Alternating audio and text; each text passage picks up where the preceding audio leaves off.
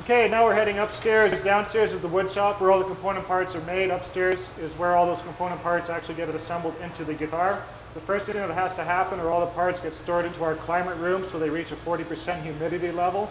If you don't have that, if you have the top at 35% and the body at 40% and the back at 45%, you join that together, those parts have been climatized differently. They're going to adjust differently to whatever climate they finally settle into, and that's where you'll get seams that break and sides that crack and all that. So you want all the parts at the same humidity level. So we store everything in the climate room for 48 hours to reach that 40% humidity level that we love so much. So now here we are upstairs, and the first stop we're going to do is head off over into the climate room. One thing to remember when entering the climate room, close the door behind you.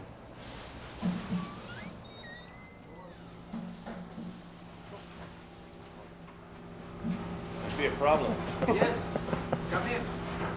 Look what we are doing over here. Yes. First thing you have to do this. Okay. You have to use this jig to make it perfect. Otherwise it will be wrong. I was marking off where the bracing is actually sticking through on the sides so that it can route off a channel for that bracing to notch in there perfectly. So as you can see, the tops and the backs of the guitar are actually made wider than the sides themselves. That's to allow for this notching to take place. Once he's marked off all the spots for the bracing, he'll take a router and take a piece of that wood out of there. And that way the bracing will fit in it really well. There he goes, notching it out.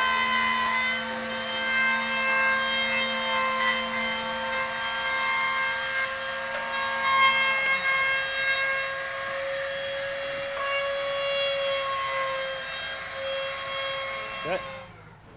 1968, the first Larrivee guitars are made, and they're classical body guitars with nylon strings, so this particular bracing pattern was used.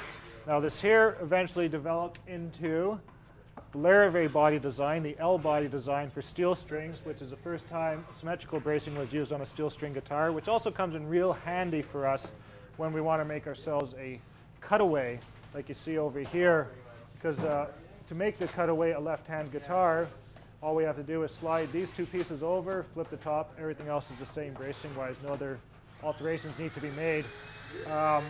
After the Larrivee body design is the 6-string dreadnought. They're all typically the same body design, same bracing patterns, but slight variations because of the way that the waist or the lower bout and that the size measurements and dimensions are laid out.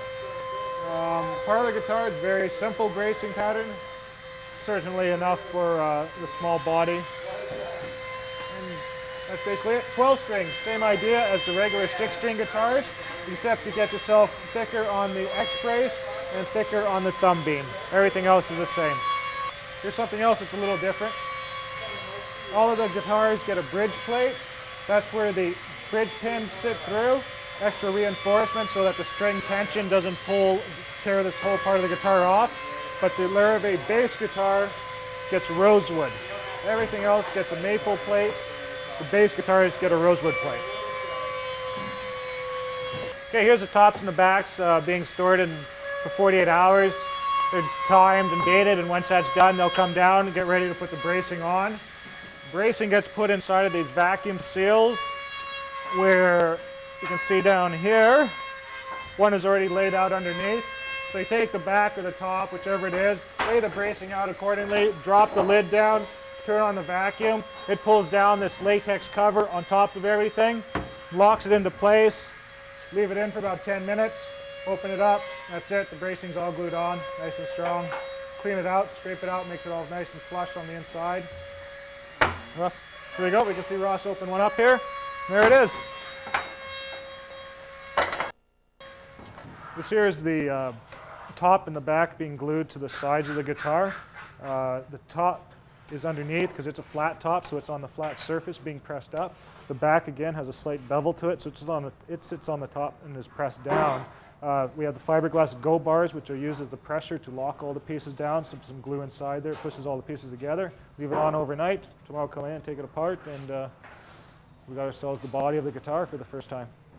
Okay, all of this shelf is component parts and near completed guitars, climatizing for the next stages.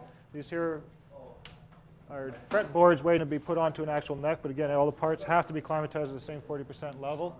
And these here are guitars of various stages. These ones are mostly complete, but everything comes in and out of this climate room probably 3 or 4 times during their production just to make sure they're always at that 40%.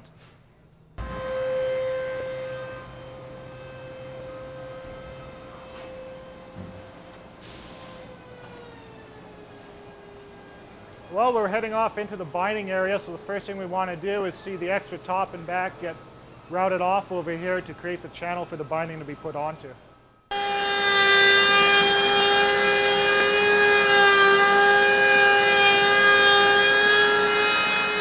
All the wood binding has to be bent down in side bending to make sure that it matches the shape of the body perfectly, or at least as close as possible to make the job of binding it with pieces of wood a lot easier. So Chris here is laying out all the different pieces, putting them into one large strip and then taping them together and send them down to body bending, side bending to put the shape into them. Chris is actually matching up strips just like book match backs and sides, book match pieces for the backs and sides and the top, just to make sure that matching on the binding as well.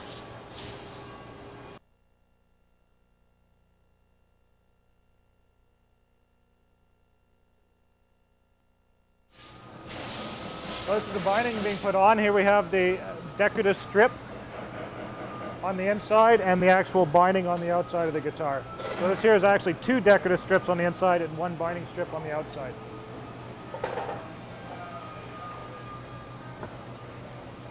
Lots of glue, lots of tape.